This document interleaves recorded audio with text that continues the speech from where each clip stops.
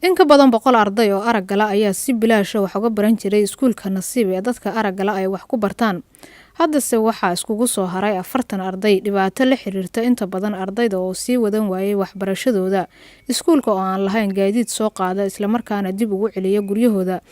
Iyo qalabka waxbarashada ee u gaarka ah dadka arag gala oo iskuulka cariiri ku ah. Iskuulka Nasiib ee dadka arag gala ay wax ku bartaan aasaaskiisa waxaa qayb ka qaatay dad Soomaaliyeed. Haddase ma jirto cid si toos ah gacanta ugu haysa iskuulkan. Hiba Xaaji Nuur waxa ay ka mid tahay macallimiinta iskuulka Nasiib. Waxa ay sheegtay in macallimiinta arag gala ay degmooyin fogfog uga yimaadaan iskuulka iyagoo ardayda wax ku bara lacag la'aan taasina ay tahay xaalad adag.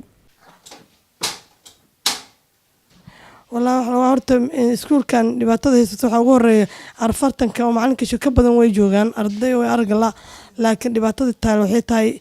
yani gaarimaysan oo ardaydu sida kaaraan oo kale ta ardayga ka imaanayso yani joon galo kala ardayga naga jirto yani meel badan oo yani oo xaajira arday naga jirto oo dadka arag la laakiin baawur uma haysano oo ku soo qaadno hadda macallimiintu waxay wax ku baraan iska wax u qabso يعني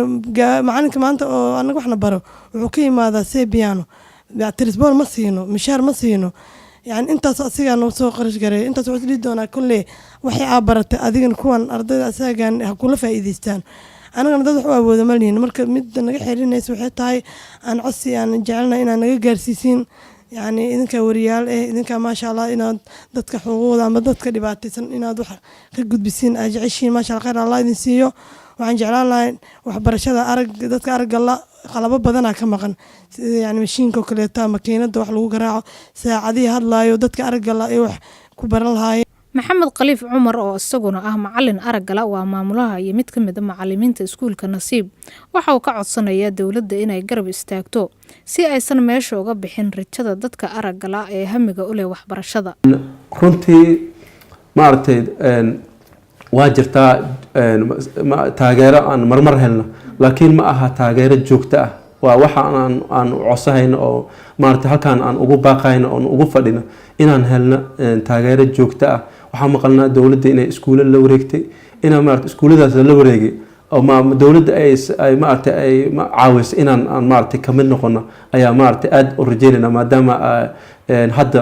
dawladdan jirta ay tahay dawlad wax badan maartay arrimaha bulshada ka qabatay iskoolkan oo la aasaasay sanadkii 2016 baahiyaha ugu weyn ee iminka haysta waxaa ka mid ah